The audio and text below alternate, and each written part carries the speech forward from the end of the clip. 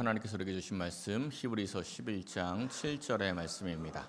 신약성경 히브리서 11장 7절의 말씀입니다. 하나님의 말씀 봉독하여 드릴 때 하나님의 음성을 경청하십시오. 믿음으로 노아는 아직 보이지 않는 일에 경고하심을 받아 경외함으로 방주를 준비하여 그 집을 구원하였으니 이로 말미암아 세상을 정죄하고 믿음을 따르는 의의 상속자가 되었느니라. 아멘. 요즘에는 잘 안 나오는 책인데 예전에 한 70년대, 80년대만 해도 목회 유모집이라는 책들이 좀 많이 나왔습니다. 책 제목도 재밌습니다. 깔깔 유모집, 깔깔 목회 유모 이런 책들이었는데요. 그 옛날 책에서 한 가지 재밌는 이야기를 하나 보았습니다.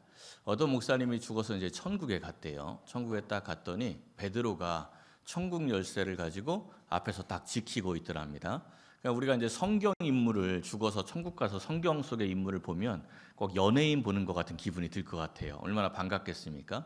이 목사님이 베드로에게 반갑게 인사를 했는데 베드로가 물어보더래요. 세상에서 직분이 뭐였습니까? 이렇게 물어보더랍니다. 그러니까 이 목사님이 천국에서 직분이 무슨 필요가 있다고 직분을 물어보시나 싶어서 왜 그러시냐 이렇게 물었더니 나를 따라오라 하면서 천국 길을 안내를 하시는데 어떤 문 앞에 딱 서서 문을 탁 열었더니 그 방 안에 사람의 귀가 가득 차 있더래요. 너무 이상하죠? 너무 이상해가지고 이게 뭡니까? 이러고 물어봤더니 베드로가 하는 말이 성도들이 말씀을 듣는 건 참 좋아하는데 말씀대로 살 생각이 없어가지고 말씀을 듣은 귀만 구원을 받았다. 그래서 그 얘기를 하는 거예요. 그러니까 이 베드로가 깜짝 놀라서 자기도 귀만 구원을 받을까 봐 무서워서 얼른 다급하게 이야기를 합니다. 저는 목사였습니다. 이렇게 얘기했더니 베드로가 그러더래요. 너는 입만 잘라서 옆방에 넣으면 되겠구나. 그러더랍니다. 목사는 입만 구원받고 성도는 귀만 구원받았다는 그냥 유머입니다. 그냥 웃기는 이야기이긴 하지만 마냥 웃을 수만은 없는 그런 이야기죠. 우리가 말씀을 전하고 들어도 그 말씀대로 살아가지 않는다면 아무 소용이 없기 때문에 그렇습니다. 이 히브리서에 나오는 믿음의 선조들은 다 말씀대로 살아간 사람들입니다. 그 가운데 이제 오늘 본문에 나오는 이 노아는 그야말로 말씀대로 살아간 하나님의 말씀을 그대로 실천했던 사람으로 아주 잘 알려진 그러한 인물입니다. 이 노아는 하나님께서 말씀을 하시면 그 말씀에 대해서 왜요? 아니면 어떻게 하라고요? 이런 식의 반응이 없습니다. 그냥 말씀하시면 말씀하시는 대로 다 순종했던 사람이 바로 노아입니다.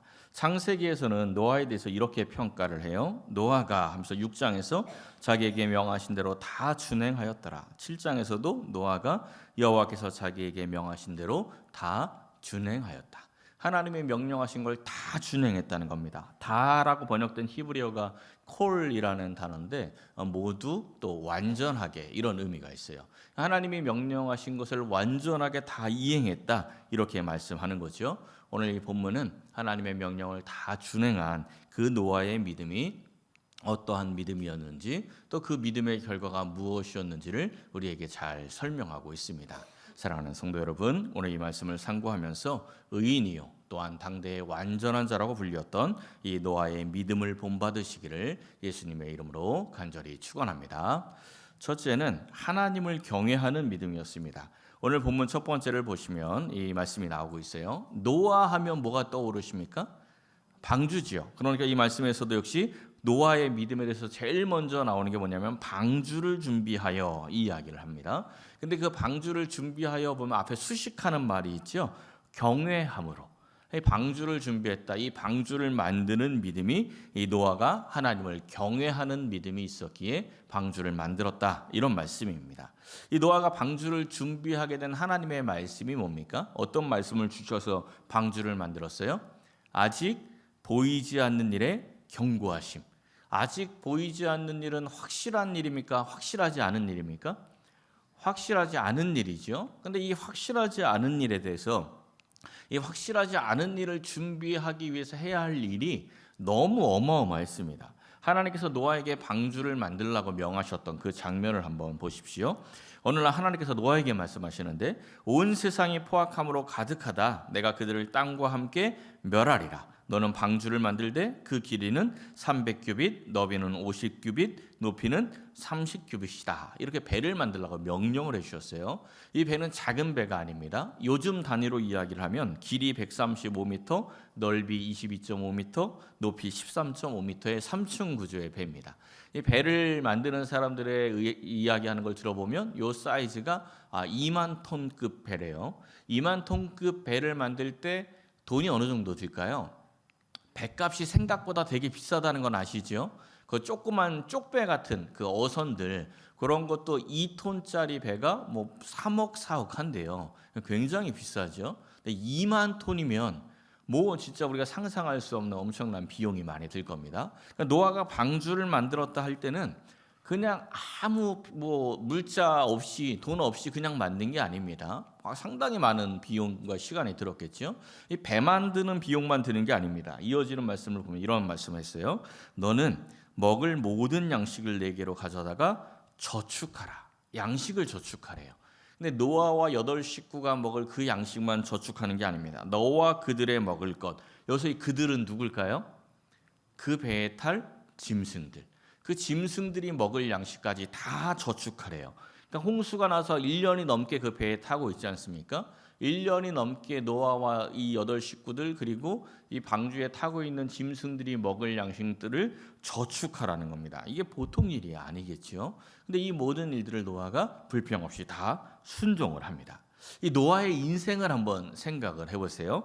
노아가 방주를 만든 기간은 성경에 정확하게 언급되어 있지는 않습니다. 그래서 노아가 몇 년 동안 방주를 만들었다 이것에 대한 이야기가 신학자들마다 성경을 연구하는 사람들마다 약간씩은 차이가 있습니다.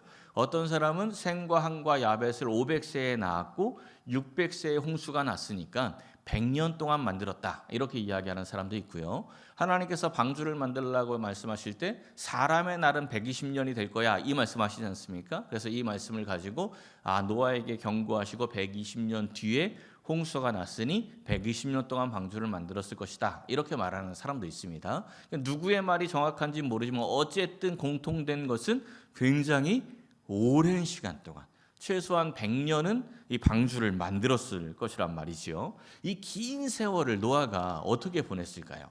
세상 등지고 나는 이제 이 세상 망하니까 열심히 배만 만들어야지 하고 세상 등지고 열심히 방주만 만들었을까요? 그렇지 않습니다. 조금 전에 말씀을 드렸듯이 하나님께서 방주를 만들라고 하면서 뭘 명령하셨어요? 먹을 식량 저축해라. 하나님이 노아에게 넌 방주만 지어 그럼 홍수 날 동안 내가 만나와 메추라기를 보내줄게 이렇게 말씀하신 거 아닙니다. 자기가 먹을 식량을 자기가 저축해야 돼요. 그러면 식량을 저축하려면 노아는 뭘 해야 합니까? 일해야죠. 열심히 일해야 합니다. 뭐 농사도 지어야 하고 어떻게 요즘으로 말하면 세상적인 직업도 가져야 하고 열심히 일을 하면서 방주를 지은 거지요. 그러면 이제 한 가지 더 생각을 해보십시오. 노아는 생계를 위해서 열심히 일을 했을까요? 아니면 방주를 위해서 열심히 일을 했을까요? 그렇죠. 방주를 위해서 열심히 일을 했습니까? 생계가 중심이 아니고 방주가 중심인 사람이에요. 요즘 우리로 말하자면 생계를 위해서 직업을 가지고 열심히 일한 게 아니고 하나님 맡기신 일을 감당하기 위해서 직업을 가지고 열심히 일을 했다라는 겁니다. 노아의 일상, 노아의 그 생계를 위한 모든 일들은 다 방주를 짓기 위한 수단이었다는 거죠. 방주를 중심으로 살면서 이 세상에 대해서 또 조용히 있었던 게 아니고 세상에 대해서는 심판도 선언을 했습니다. 그래서 베드로후서 2장의 말씀을 보면 이런 말씀이 나와요. 오직 의를 전파하는 노아. 그러니까 노아도 에녹처럼 세상에 나가서 일상의 삶을 살면서 종말을 선포하고 심판을 선포하는 선지자의 사역을 감당했다는 겁니다. 바로 이러한 삶이 하나님을 경외하는 삶이고 하나님을 경외하는 믿음인 거예요. 온전히 세상이 중심이 아니라 방주가 중심이 되는 하나님이 중심이 되고 하나님이 우선인 사람, 하나님을 경외하는 그러한 믿음을 가진 사람이 노아였다는 거죠.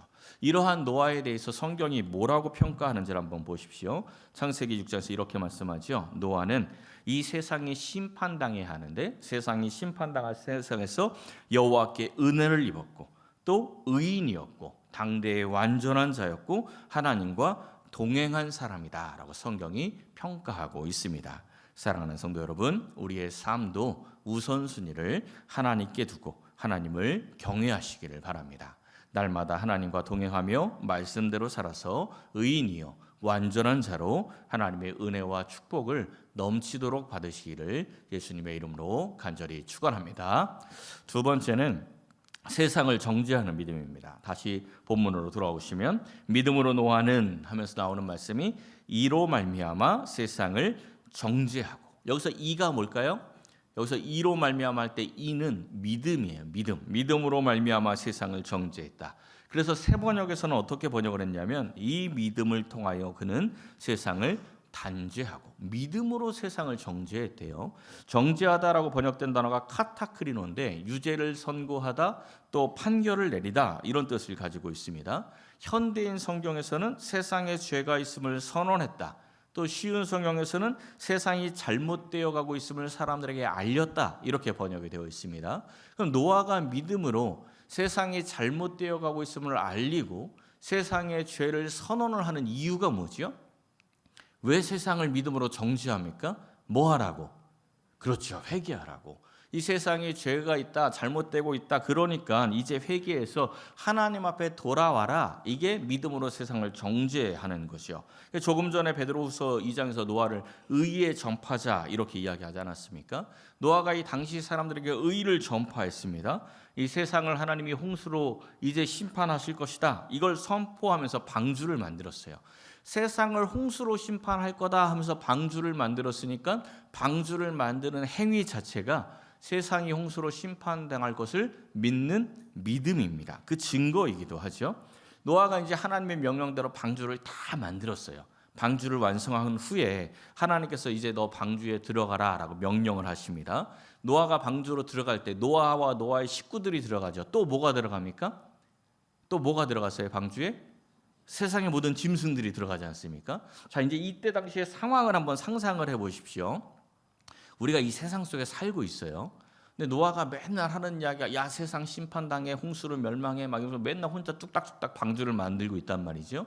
사람들은 아무도 안 믿었어요. 쟤는 참 이상한 짓 한다 이러고 이제 있었는데 어느 날 보니까 노아가 그 방주를 타고 있습니다. 가족들도 막 타요. 근데 신기한 게 짐승들이 막 몰려와서 그 배를 막 타고 있는 거예요. 여러분 어떤 생각 드시겠습니까? 뭐 좀 이상하다? 막 이런 생각 좀 들지 않겠습니까? 아, 노아가 그동안 했던 말이 진짠가? 좀 이런 생각이 좀 들지 않겠어요? 그러면 뭐 하시겠어요? 여러분들 같으면? 그죠? 그게 똑똑한 거예요. 그죠? 저도 이제 그럴 것 같아요. 제가 막 상상을 해봤는데 그런 일이 일어나면 얼른 가서 야 노아야 한 번만 봐줘, 나도 태워줘, 막 이랬을 것 같습니다. 근데 성경에 보면 노아와 노아의 가족들이 타고 짐승들이 타고 있는데 그 뒤로 하나님이 일주일이라는 시간을 주시거든요. 노아가 타면서 바로 막 비 내린 게 아니고 일주일이라는 시간을 하나님이 주셨어요. 근데 그동안에 등장하는 세상 사람들이 나옵니까? 안 나옵니까? 아무도 안 나옵니다. 아무도.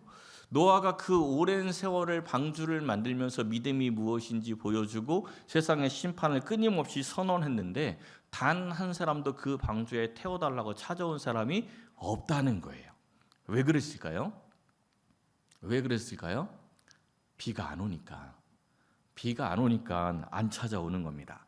방주 문이 닫히기 전에 그 일주일 동안이라도 비가 막 쏟아지면 사람들이 혹시나 설마 이런 생각을 할 텐데 홍수로 멸한다고 했는데 하늘은 쨍쨍 해가 떠 있고 비는 내릴 생각도 안 하니까 돌이킬 생각을 하지 않는 거죠. 언제 이 비가 쏟아지기 시작합니까? 하나님이 문을 닫고 난 후에, 이제 기회 다 주고 기회가 끝나고 난 후에 이제 비가 쏟아지기 시작을 합니다. 마태복음 24장에서 예수님께서 노아의 때를 이렇게 말씀하셨죠. 노아의 때와 같이 인자의 임함도 그러하리라. 이제 예수님이 다시 오실 예수님도 노아의 때랑 똑같을 거래요. 홍수 전에 노아가 방주에 들어가던 날까지 사람들이 먹고 마시고 장가들고 시집가고 있으면서 홍수가 나서 그들을 다 멸하기까지 깨닫지 못하였다. 왜? 비가 안 오니까. 깨닫지 못하는 거예요. 다 죽을 때까지 모르는 거죠. 예수님이 다시 오실 때도 이와 똑같을 것이라는 겁니다. 우리 믿는 사람들이 열심히 믿음의 방주를 지으며 살아갈 때 세상 사람들은 전혀 낌새를 모르는 거죠. 왜냐하면 비가 안 오니까. 우리가 이 노아가 이 믿음으로 세상은 정죄가 되었습니다. 노아가 열심히 하나님을 믿고 의인으로 살아감으로써 세상이 정죄가 되었죠. 세상에 죄가 선언이 되었단 말입니다. 그럼 이 죄가 선언되었을 때 세상이 좋아할까요? 좋아하지 않을까요? 좋아하지 않습니다. 예수 믿고 복 받으라 이러면 사람들이 거절을 해도 기분은 안 나빠하죠. 근데 죄인이라 예수를 믿고 구원받아야 한다 하면 별로 좋아하지 않습니다. 죄가 선언되는 것은 기뻐하지 않습니다. 선생님이 숙제를 내줬어요. 내일까지 숙제해와라 이러고 숙제를 내줬는데 다음날 숙제 검사를 했더니 애들이 아무도 안 한 거야. 그런데 분위기가 어떻게 됩니까? 그럼 숙제 하루 연기해 줄게 막 이런 분위기가 조성이 되지 않습니까? 그런 분위기가 막 조성되고 있는데 앞에서 열심히 공부하는 애가 손을 번쩍 들더니 선생님 저는 해왔는데요 이러면 여러분들이 그 아이를 볼 때 어떤 마음이 드시겠어요? 야, 이 아이 참 성실하네 이런 생각이 들겠습니까? 아니면 그 반에 앉아있는 아이들이라고 생각할 때 아이고 저걸 그냥 이런 마음이 들겠습니까? 약간 좀 되게 얄밉죠. 지금 여러분들 표정을 보니까 숙제를 안 하셨던 분들이 많은 것 같아요. 되게 얄미운 표정을 지으신 분들이 많은데 얄밉죠. 그 혼자 숙제한 애가 원래 맞는 건데 걔가 옳은 건데 그 옳은 아이가 옳게 보이고 성실하게 보이고 잘한다고 생각이 드는 게 아니라 얄미운 겁니다. 저것만 안 했어도 저놈만 숙제 안 했어도 그냥 넘어가는 건데 이런 마음이 드는 거죠. 그래서 박해가 일어나는 거예요. 믿는 사람들이 이 세상에서 하나님의 말씀대로 살아갈 때 박해를 받는 이유가 바로 그런 이유와 똑같다는 겁니다. 세상을 정죄하는 믿음이라는 것을 여러분 오해하시면 안 됩니다. 그동안 한국교회가 이 말씀을 오해해서 세상을 그야말로 정죄하고 비난하는 게 맞다고 생각을 하는 경우가 참 많았죠. 세상을 정죄하는 믿음은 세상에 나가서 니네들 이렇게 살면 안 돼 하고 정죄하고 비난하고 판단하는 것을 이야기하지 않습니다. 세상이 그렇게 잘못 살아갈 때 믿는 사람들은 세상에 나가서 하나님의 말씀대로 정직하고 바르고 거룩하게 살아가는 겁니다. 세상 사람들이 야 이렇게 살아야 돼. 이렇게 조금 눈 감고 조금 잘못 살아야 돈도 많이 벌고 좀 인생 편한 거야. 이렇게 살아야 돼. 이렇게 나갈 때 믿는 사람들은 정직하게 자기가 손해봐도 하나님의 말씀대로 거룩하게 살아가야 한다는 거죠. 이게 세상을 정죄하는 믿음입니다. 이게 노아의 삶이죠. 그런데 그렇게 믿으면 세상 사람들이 야, 너 참 거룩하게 사는구나, 정직하게 사는구나 하고 인정해 주는 게 아니라 박해합니다. 얄미워해요. 뭐 너만 그렇게 잘났냐? 이렇게 박해한다는 거죠. 그런데 그러한 삶을 우리가 살아가야 합니다. 세상을 정죄하는 믿음이 있어야 하는 겁니다. 사랑하는 성도 여러분, 심판당할 세상을 깨닫지 못하고 그냥 세상과 똑같이 살아가는 그런 어리석은 자들이 아니라 노아처럼 세상을 정죄하는 믿음으로 거룩한 성도들답게 살아가시기를 예수님의 이름으로 간절히 축원합니다. 마지막 세 번째는 의의 상속자가 되는 믿음입니다. 다시 본문 마지막을 보면 믿음을 따르는 의의 상속자가 되었느니라 말씀합니다. 상속은 누가 하죠? 재산 상속을 누구에게 해줍니까? 자녀에게 해주죠. 상속은 자녀가 하는 겁니다. 몇 해 전에 한 6년쯤 된 것 같은데 LG그룹의 이 40대였던 구광모 회장이 LG그룹을 이제 승계하면서 이슈가 된 적이 있었죠. 이 LG그룹은 대대로 이제 장자 승계의 원칙입니다. 무조건 장자가 승계를 해요. 그러니까 이제 가족들끼리 싸울 일이 없죠. 분명한 원칙이 있으니까. 근데 이 구광모 회장이 그 직전 회장인 구본모 회장의 장자가 아니었어요. 구본모 회장은 딸만 둘이었거든요. 작년에 그 딸 둘이 소송 걸었었는데 어떻게 됐는지 잘 모르겠네요. 근데 딸만 둘이었어요. 아들이 없는데 이 집안은 장자 승계의 원칙이 있으니까 어떻게 했냐면 자기 조카를 자기 장자로 입양을 한 거예요. 입양을 해서 이 구광모 회장이 입양이 됨으로 이제 장자가 되어서 그 LG그룹을 통째로 다 승계를 한 거죠. 상속자가 된 겁니다. 우리도 예수님을 통해서 하나님께 입양이 된 거예요.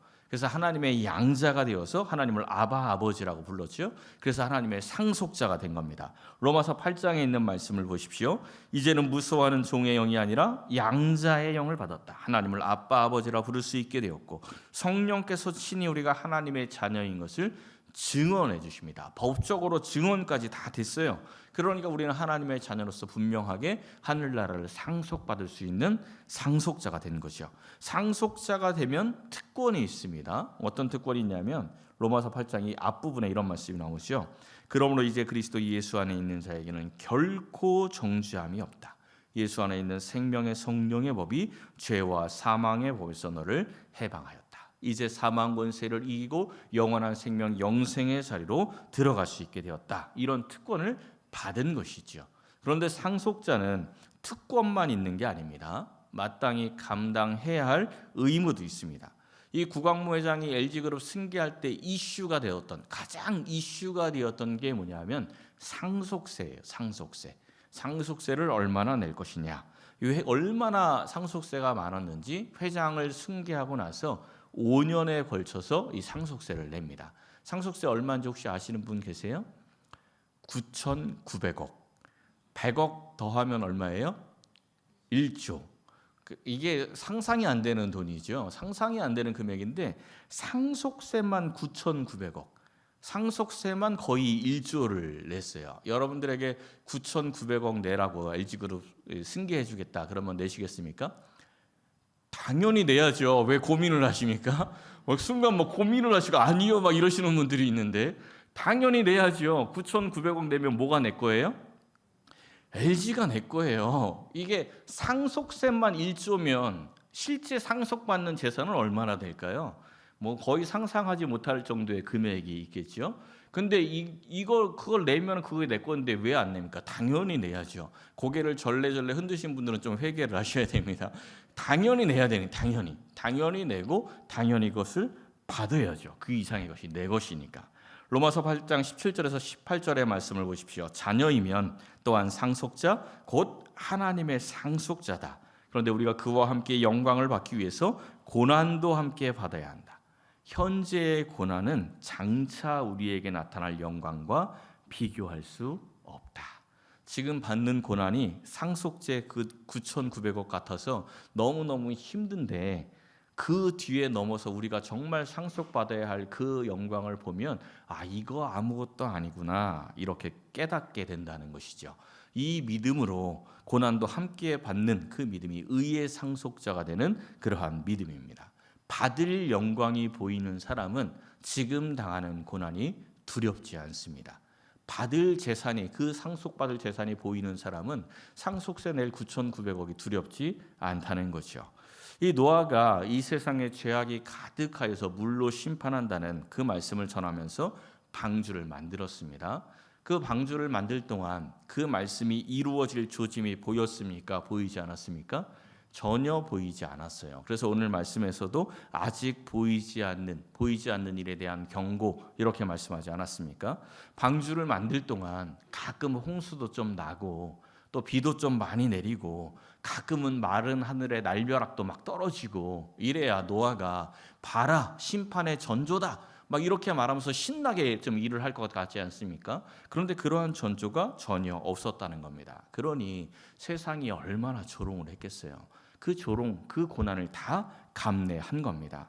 또 앞서 말씀을 드렸듯이 노아가 하나님의 명령대로 다 행하여서 방주를 만들고 짐승들을 다 태우고 자기 가족도 다 타고 나서 며칠 뒤에 비가 왔다고요? 일주일 뒤에. 그 일주일은 하나님께서 주시는 기회의 시간이지만 노아에게는 그 시간이 어떤 시간입니까? 굉장히 고통스러운 시간입니다. 방주 딱 타고 비가 확 쏟아져야 기분이 좋은데 방주 타고 문이 탁 닫혔는데 비가 안 와.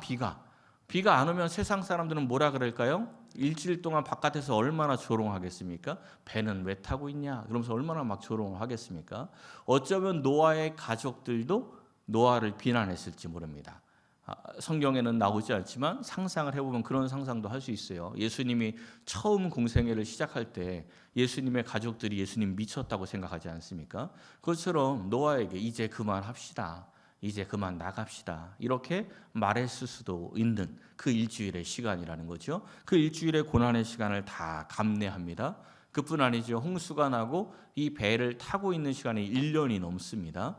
그 시간 동안 이 노아가 타고 있는 배는 크루즈선이 아니죠. 그 좁은 배 안에서 짐승들의 배설물 냄새와 그 습한 환경, 얼마나 열악한 환경입니까? 그 열악한 환경 가운데 1년이 넘는 시간 동안 그 배에서 생활하는 것 다 고난이죠. 얼마나 큰 고난입니까? 그런데 노아가 이 모든 고난을 다 감내한 겁니다. 근데 중요한 게 있습니다. 이 모든 고난은 하나님을 위한 것일까요? 나를 위한 것일까요?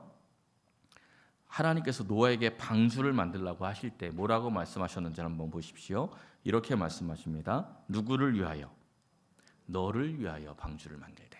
하나님께서 방주를 만들라고 하셨는데 그 방주는 누구를 위한 거라고요? 너를 위하여, 노아를 위하여라는 겁니다. 우리가 하나님의 일을 할 때 나는 열심히 수고하고 헌신하고 봉사하며 하나님을 위해서 일을 하고 있어 이렇게 생각을 하죠. 그런데 실상은 그 일은 누구를 위한 일이라는 겁니까? 나를 위한 일. 하나님께서 나를 구원하시고 나에게 복 주시기 위해서 그 일을 맡기신 거예요.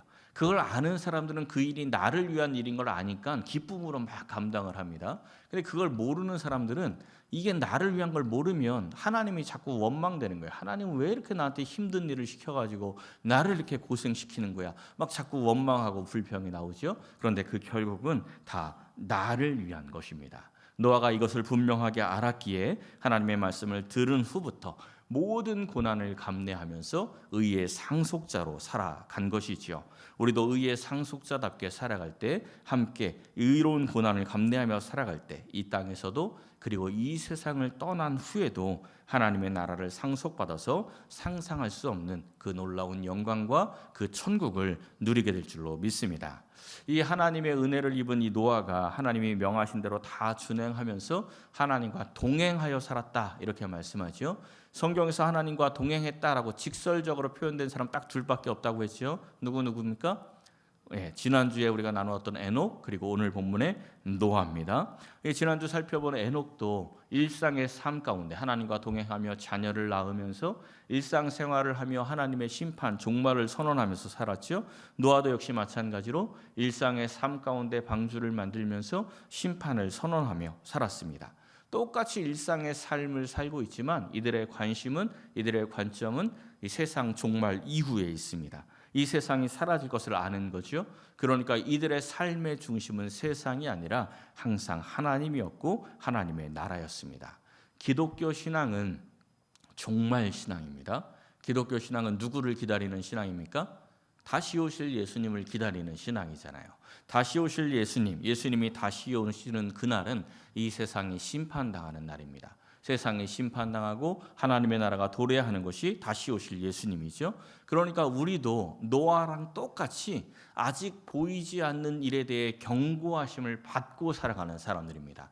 그러니까 우리의 중심도 세상 나라가 아니라 하나님 나라가 중심이 되어야 하는 겁니다. 우리도 노아처럼 하나님을 경외하면서 하나님께서 우리에게 각자에게 맡겨주신 그 방주, 믿음의 방주를 만들면서 살아가야 한다라는 겁니다. 노아가 만든 방주는 보이지 않는 일에 대해서 만든 방주였습니다. 그런데 마침내 보이지 않는 일, 그 홍수가 세상에 임했을 때 보이지 않는 일을 준비하여 만든 그 방주로 말미암아 구원을 받았습니다. 이 말씀은 세상 끝날에만 적용되는 게 아닙니다. 우리의 일상의 삶 가운데에도 우리도 어느 날 갑자기 보이지 않는 어려운 일들, 보이지 않던 그 홍수를 만날 때가 있습니다. 그런데 그러한 보이지 않던 홍수를 만날 때 이미 믿음의 방주를 만들고 준비했던 사람들은 넉넉하게 이기고 넉넉하게 승리하게 될 줄로 믿습니다. 사랑하는 성도 여러분, 이 노아의 믿음으로 일상의 삶 가운데 하나님을 경외하며 각자의 방주를 준비하여서 어떠한 일을 만나도 넉넉하게 승리하며 하나님의 나라를 누리시기를 예수님의 이름으로 간절히 축원합니다.